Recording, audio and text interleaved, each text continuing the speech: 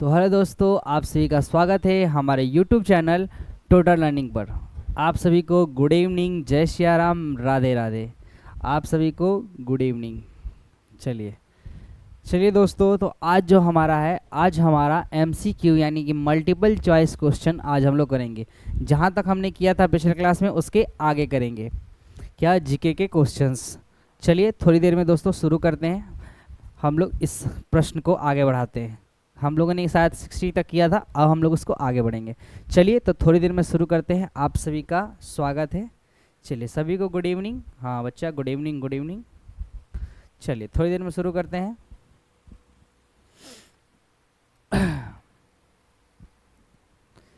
तो चलिए दोस्तों शुरू करते हैं। हम लोग अपने पहले प्रश्न की ओर बढ़ते हैं। पहला प्रश्न हमारा था, हम लोगों ने 60 तक कर लिया था। 60 के आगे हम लोग बढ़ेंगे।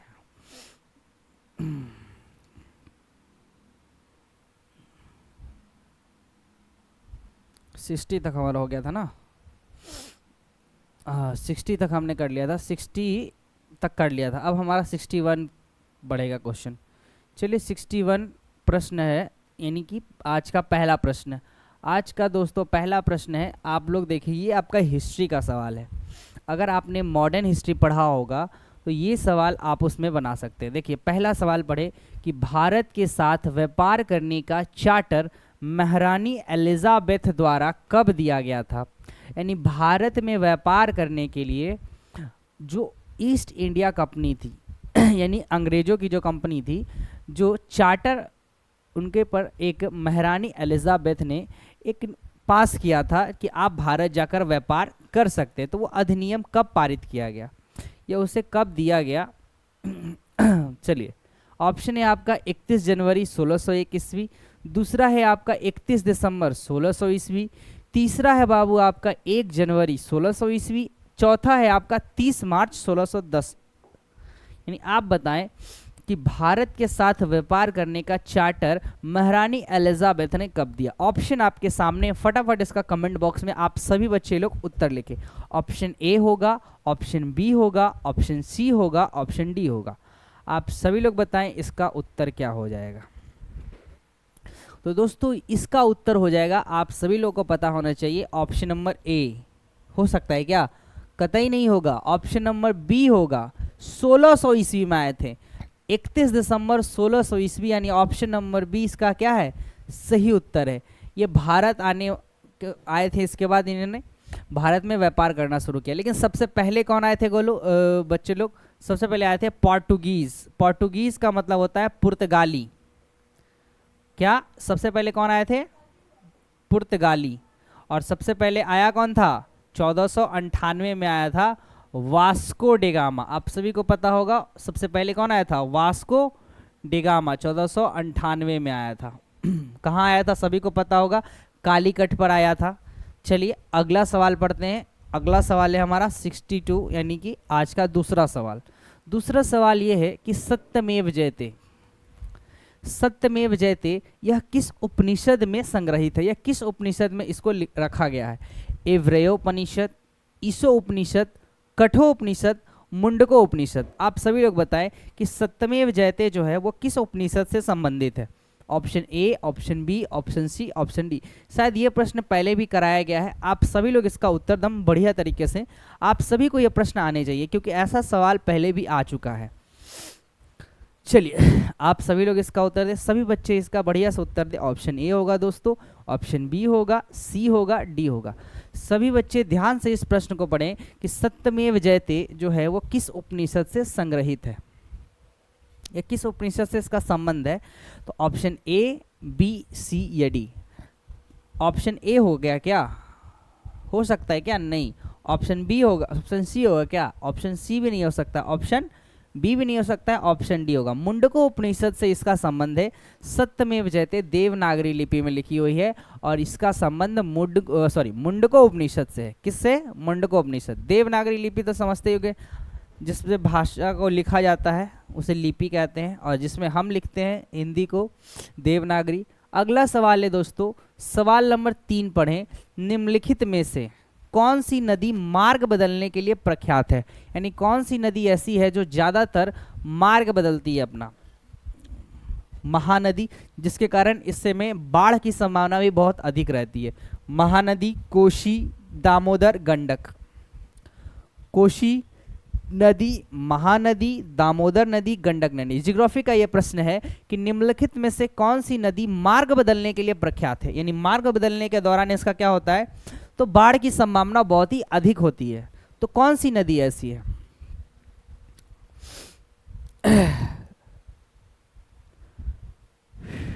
आप सभी लोग बताएं क्या हो जाएगा दोस्तों इस प्रश्न का उत्तर। सभी को वॉइस क्लियर जा रही है? सभी बच्चों को ये वॉइस क्लियर जा रही है? अच्छी आवाज जा रही है? चलिए तो आगे प्रश्न को बढ़ाते हैं। निम्नलिखित में से कौन सी नदी मार्ग बदलने के लिए प्रख्यात है? महानदी, कोशी, दामोदर, गंडक। चलिए आप लोग सभी लोग इसका कमेंट में आंसर लिखे फटाफट। क्या हो जाएगा दोस्तों?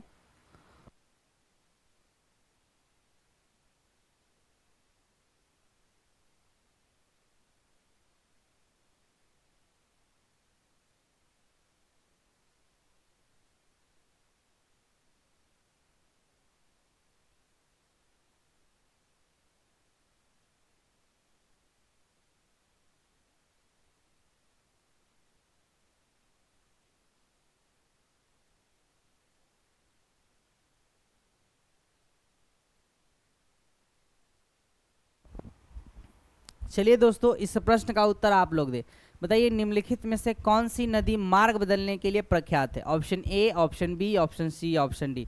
तो इस प्रश्न का उत्तर हो जाएगा दोस्तों option number B, Kosi. Kosi जो है मार्ग बदलने के लिए ज़्यादा जानी जाती है और इसी के कारण बिहार में बहुत ही ज़्यादा बाढ़ देखने को मिलता है। उत्तरी बिहार में बाढ़ की संभावना हर साल बनती है, इसीलिए इसको क्या कहा जाता है? बिहार का शोक। इसीलिए इस नदी को क्या कहा जाता है दोस्तों? बिहार का शोक। तो बिहार का शोक किस नदी को कहा जाता है दोस्तों? तो कोसी नदी को। याद रखिएगा, बिहार का शोक कोसी नदी मार्ग बदलने के लिए ये जानी जाती है, जिसके कारण बिहार में हर एक साल आपको बाढ़ देखने को मिलता है। चलिए अगला सवाल है दोस्तों, पॉलिटी से संबंधित है। चलिए सिविक्स, जिसको हम लोग आम भाषा में बोलते हैं। आपातकाल के दौरान मौलिक अधिकारों का निलंबन कौन करता है? यानी जो आपको फंडामेंटल राइट्स दिए गए हैं, अगर आपके यहाँ इमरजेंसी लग जाए, क्या आपातकाल लग जाए, तो आपके अधिकारों को छीनेगा कौन? अगर नहीं छीनेगा तो आप कहीं भी जाके हल्ला गुल्ला करेंगे। तो सांसद छीनेगा, यानी मेंबर ऑफ पार्लियामेंट छीनेगा, केवल लोकसभा छीनेगा, या फिर भारत का राष्ट्रपति छीनेगा, या फिर मंत्रिमंडल छीनेगा? आप बताएं। मंत्रिमंडल में कई सारे कैबिनेट्स मंत्री होते हैं, तो बताएं आपातकाल के दौरान मौलिक अधिकारों का निलंबन कौन करता है, यानी आपको समाप्त कौन करता है? सांसद, केवल लोकसभा, या फिर भारत के राष्ट्रपति, या फिर मंत्रिमंडल? सवाल आपके सामने है, प्रिय सवाल है, उत्तर आप सभी बढ़िया से दे। ए होगा, बी होगा, सी होगा कि डी होगा? तो दोस्तों इसका उत्तर हो जाएगा आपका ऑप्शन नंबर सी, भारत के राष्ट्रपति। भारत के राष्ट्रपति आपके मौलिक अधिकारों को क्या करते हैं? आपातकाल के दौरान समाप्त कर देते हैं। अब ये मौलिक अधिकार क्या है भाई? तो हमारे यहाँ मौलिक अधिकार शुरुआत में 6 थे, लेकिन अभी प्रेजेंट में देखें तो हमारे पास 6 मौलिक अधिकार है। इन्हीं 6 मौलिक अधिकारों को समाप्त किया जाता है। समानता, स्वतंत्रता, शोषण के विरुद्ध और भी मौलिक अधिकार हैं। धार्मिक स्वतंत्रता का अधिकार, संवैधानिक विचारों का अधिकार, शैक्षणिक शिक्षा संबंधी अधिकार। तो ये सब अधिकार आप सभी को समाप्त कर दिए जाएंगे आपातकाल के दौरान। चलिए अगला सवाल है हमारा 65वां नंबर, यानी आज का 5वां नंबर सवाल। निम्नलिखित में से कौन सी क्रांति प्याज और झींगा उत्पादन से संबंधित है? ये भी आपका जियोग्राफी का प्रश्न है। आपने हरी क्रांति फसल पढ़ा होगा, कृषि, उसमें पढ़ा होगा कि निम्नलिखित में से कौन सी क्रांति प्याज और झींगा मछली से संबंधित है? लाल क्रांति से संबंधित है, नीली क्रांति से संबंधित है, गुलाबी क्रांति से संबंधित है, या फिर गोल्डन क्रांति से संबंधित है? कौन सी ऐसी क्रांति है जिससे ये प्याज और हमारा झींगा मछली, झींगा यहाँ पर मछली छूट गया, मछली, झींगा मछली उत्पादन से संबंधित है? लाल, नीली, गुलाबी, गोल्डन? आप लोग बताएं क्या हो जाएगा दोस्तों? तो ऑप्शन पकड़ें। ऑप्शन नंबर सी नहीं, ऑप्शन नंबर डी क्या हो सकता है? क्या नहीं, ऑप्शन नंबर सी होगा, गुलाबी, क्योंकि प्याज है और झींगा मछली इस दोनों किससे संबंधित है? पिंक रिवॉल्यूशन से, गुलाबी क्रांति। चलिए अगला सवाल है हमारा दोस्तों, दांडी मार्च की समाप्ति किस तिथि को हुई थी? दांडी मार्च आप सभी को पता होगा नमक कानून को तोड़ने के लिए चलाया गया था। तो यह कब समाप्त हुआ? ऑप्शन है बाबू आपके सामने, 30 मार्च 1930, 12 मार्च 1930, 6 अप्रैल 1930 या 5 अप्रैल 1930। किस दिन यह समाप्त हुआ? सभी बताएं, समाप्त कब हुआ? तो दोस्तों ऑप्शन आपके सामने है। ऑप्शन नंबर, ये किस लिए चलाया गया था? नमक कर को तोड़ने के लिए, नमक टैक्स, सॉल्ट टैक्स जो तोड़ने के लिए चलाया गया था। और इसकी समाप्ति हुई थी 6 अप्रैल 1930 को। ये फिनिश हुआ था साबरमती आश्रम से। कहाँ गए थे ये? साबरमती आश्रम से ये यात्रा शुरू हुई और कहां से कहां तक चली थी? दांडी तक चली थी। कितनी मील? 241 मील की यात्रा तय की गई थी। 78 लोगों के साथ यह शुरू किया गया था, 78 लोगों के साथ। लेकिन आगे जब दांडी पहुंचते पहुंचते यह संख्या लाखों में हो गई थी। महिलाओं ने इसमें बढ़ चढ़कर बहुत हिस्सा लिया था, क्योंकि नमक एक आम घरेलू चीज है। तो 6 अप्रैल 1930 को यह यात्रा समाप्त हुई। लेकिन यह शुरू कब हुआ? तो शुरू हुआ था दोस्तों आपका 12 मार्च 1930 को। शायद ये डेट आपका यहाँ दिया हुआ है, देखिए 12 मार्च 1930 को ये शुरू हुआ था और 6 अप्रैल 1930 को समाप्त हो गया। ऑप्शन नंबर सी क्या हो जाएगा इसका राइट आंसर। चलिए नेक्स्ट क्वेश्चन, क्वेश्चन नंबर 7 कहता है दोस्तों, ये भी आपका हिस्ट्री से संबंधित है। आप लोग देखे होंगे और पढ़े होंगे असहयोग आंदोलन के बारे में। असहयोग आंदोलन के लिए प्रस्ताव किस कांग्रेस के किस अधिवेशन में पारित हुआ गया? यानी जो असहयोग आंदोलन लाया गया उसका प्रस्ताव किस अधिवेशन में पारित हुआ? मुंबई अधिवेशन, कानपुर अधिवेशन, नागपुर अधिवेशन, कोलकाता अधिवेशन। मुंबई, कानपुर, नागपुर या कोलकाता, किस अधिवेशन में असहयोग आंदोलन के प्रस्ताव को पारित किया गया? ऑप्शन ए हो जाएगा, बी हो जाएगा, सी हो जाएगा, डी हो जाएगा। आप सभी लोग बताएं ए, बी, सी या डी। तो प्यारे दोस्तों इस सवाल का उत्तर हो जाएगा आपका ऑप्शन नंबर ए। क्या? रॉन्ग, ए नहीं होगा, ऑप्शन नंबर सी होगा। नागपुर अधिवेशन में यह पारित किया गया। और इसे कब पारित किया गया था? तो 1920 में। कब? 1920 में यह पारित हुआ। और इसको पेश करने वाले कौन थे? महात्मा गांधी। महात्मा गांधी ने इस आंदोलन को पेश किया था कांग्रेस की सभा में। चलिए अगला सवाल है हमारा, सवाल नंबर 8वां। ये कहता है आर्टिकल 54। अगर आप लोगों ने अनुच्छेद 54 पढ़ा है तो उसका संबंध भी बता सकते हैं। अनुच्छेद 54 जो है किससे संबंधित है? ऑप्शन है आपका राष्ट्रपति के निर्वाचन से, राष्ट्रपति के पदावधि से, उपराष्ट्रपति के निर्वाचन से या राष्ट्रपति के शपथ से। आप लोग बताएं, राष्ट्रपति का निर्वाचन, राष्ट्रपति की पदावधि, उपराष्ट्रपति के निर्वाचन से या फिर राष्ट्रपति के शपथ से, किससे इसका संबंध है? आप सभी लोग को नहीं पता होगा, बहुत कम लोग जानते होंगे। आर्टिकल 54 का संबंध है चुनाव से, राष्ट्रपति के निर्वाचन से इसका क्या है? संबंध है। एक अगर आपको ट्रिक पता होगा, पकानी, कोका, दुयो, दशम, इसको याद रखेंगे तो आपको आर्टिकल याद रहेंगे। पकानी, कोका, दुयो, दशम।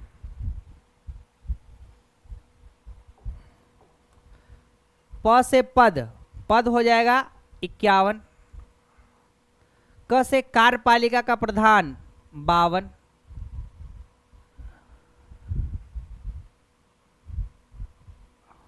सॉरी 52, 53, 51 बोल दिए।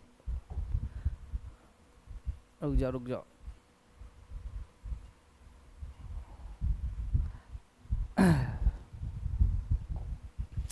बावन 53 से होगा 52। पद है आपका 52,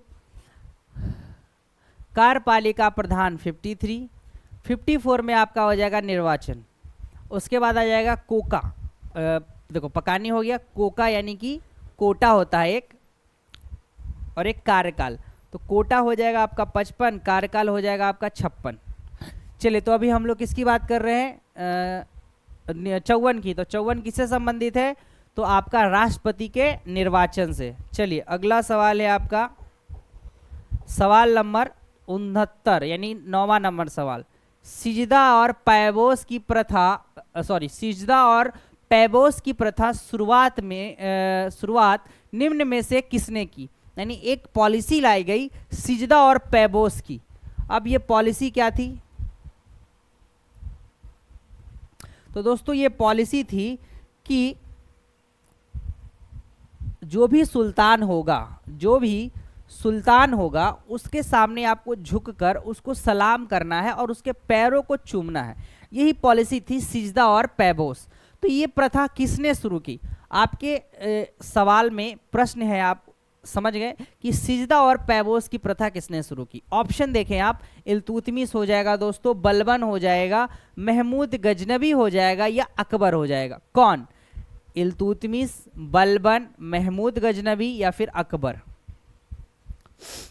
चलिए दोस्तों, तो आप सभी को हमारा ये क्लासेस अच्छा लग रहा है तो फटाफट इस वीडियो को लाइक कर दीजिए और अपने फ्रेंड्स को शेयर करें और फटाफट सभी लोग अच्छा कमेंट करें, एकदम बढ़िया। और ऑप्शन सभी लोग उत्तर दें। इसका क्या हो जाएगा? सिजदा और पैबोस की शुरुआत निम्न में से किसने की? तो दोस्तों ऑप्शन नंबर बी इसका सही उत्तर हो जाएगा, बलबन ने इसकी शुरुआत की थी। चलिए अगला प्रश्न है हमारा प्रश्न नंबर 10 क्या कहता है दोस्तों? 10 नंबर प्रश्न की ओर बढ़ते हैं।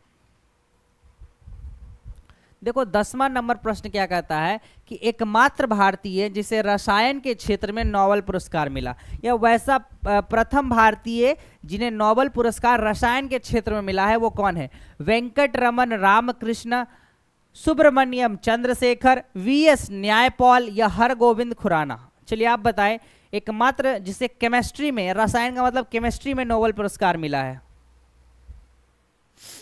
चलिए बताएं क्या हो जाएगा? तो दोस्तों इस सवाल का उत्तर हो जाएगा आपका option number A, Venkat Raman Ramakrishna. इनको मिला है 2009 में केमिस्ट्री में नोबेल पुरस्कार। नोबेल पुरस्कार आपको पता है कौन देता है? स्वीडन देता है 6 क्षेत्रों में, जिसमें से एक क्षेत्र केमिस्ट्री भी है। चलिए अगला सवाल है 11वां नंबर सवाल, न्यूयॉर्क किस नदी के किनारे बसा है? न्यूयॉर्क शहर जो है वो किस नदी के किनारे में बसा है? ये भी आपका जियोग्राफी, वर्ल्ड जियोग्राफी का सवाल है।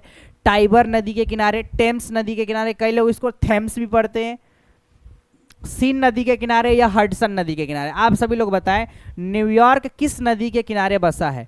टाइबर के किनारे बसा है क्या? नहीं। सीन के किनारे बसा है क्या? नहीं। हडसन के किनारे बसा है। किस नदी के किनारे? हडसन के किनारे।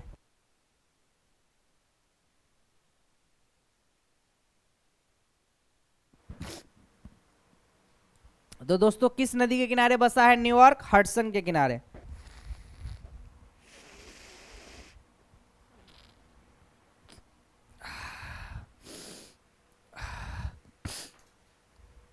चलिए दोस्तों अगले सवाल की ओर बढ़ते हैं। सवाल नंबर 72, 72 क्या कहता है? देखिए 72 ये कहता है कि विश्व का दूसरा सबसे बड़ा महाद्वीप कौन है?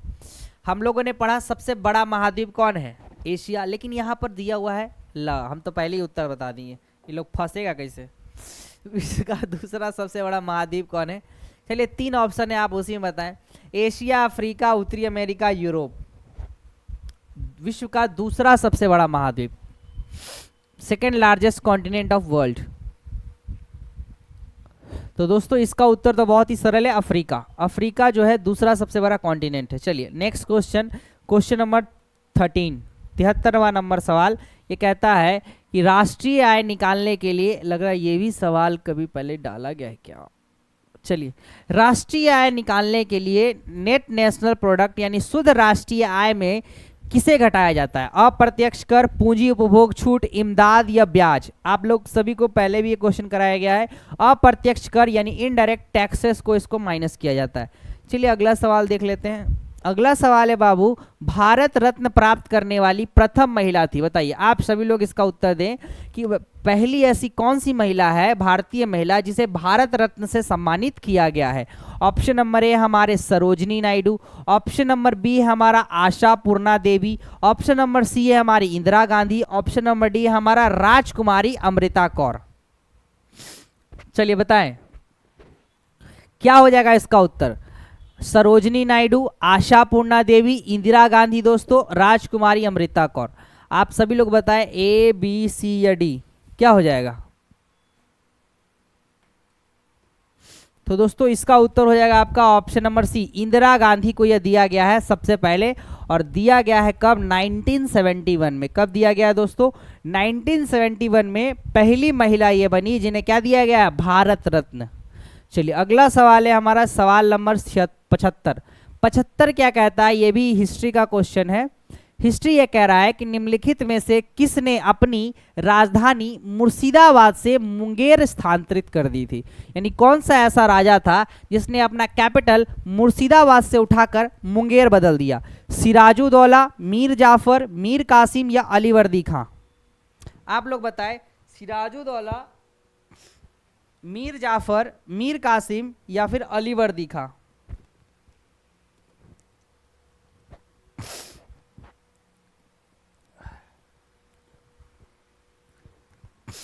क्या हो जाएगा दोस्तों, ए बी सी या डी,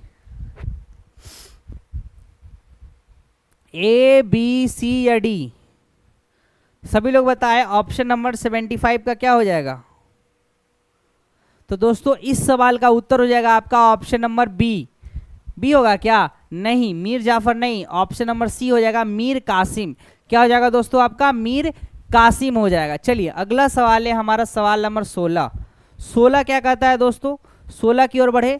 16 क्या कहता है दोस्तों, WHO का मुख्यालय कहाँ है, वर्ल्ड हेल्थ ऑर्गेनाइजेशन यानी WHO, इसका मुख्यालय है कहाँ, हेडक्वार्टर कहाँ है, पेरिस में है, जेनेवा में है, पेरू में है या फिर वॉशिंगटन में है। आप लोग बताएं, यह जो WHO है, वर्ल्ड हेल्थ ऑर्गेनाइजेशन, विश्व स्वास्थ्य संगठन, इसका मुख्यालय कहाँ है, पेरिस, जेनेवा, पेरू या वॉशिंगटन।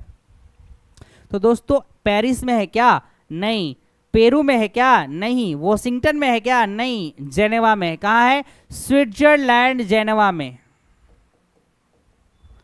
स्विट्जरलैंड जेनेवा में इसका हेडक्वार्टर है, वर्ल्ड हेल्थ ऑर्गेनाइजेशन। चलिए अगला सवाल है हमारा सवाल नंबर 77। 77 ये कहता है कि श्वेत हाथियों का क्षेत्र क्या कहलाता है, Thailand, Bhutan, Australia, Bharat. Thailand, Bhutan, Australia, Bharat.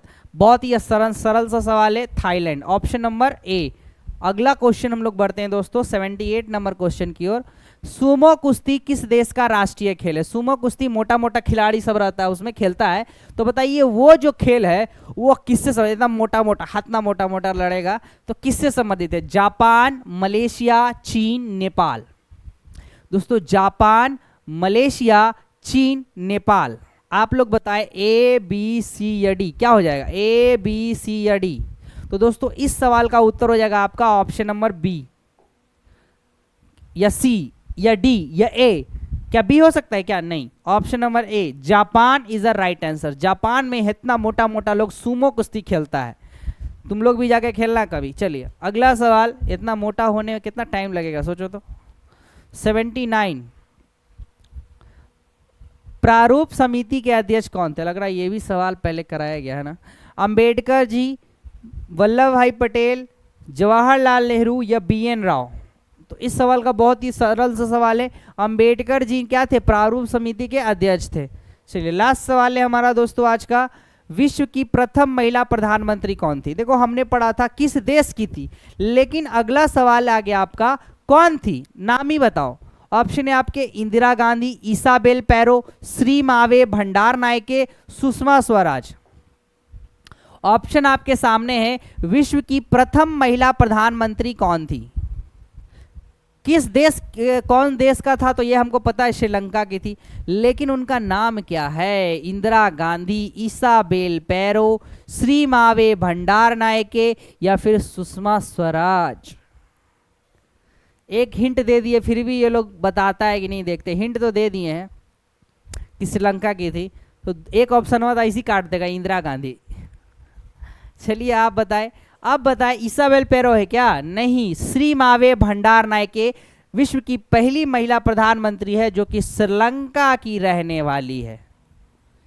Colombo से इनका संबंध है, कहां से, कोलंबो से, और इनका नाम है श्री मावे भंडारनायके जो विश्व की पहली किसी देश की महिला प्रधानमंत्री रही है। चलिए आप सभी को आज के लिए शुक्रिया, यहीं पर आपके क्लासेस की समाप्ति होती है। फिर हम लोग मिलते हैं अगले क्लास में। अगर आप सभी को हमारी क्लासेस अच्छी लगी है, ऑप्शन क्वेश्चंस अच्छे लगे हैं, तो फटाफट इस क्वेश्चन बोल रहे हैं वीडियो को लाइक करिएगा, चैनल को सब्सक्राइब करिएगा और कमेंट करके बताइए आपको ये क्लास कैसा लगा।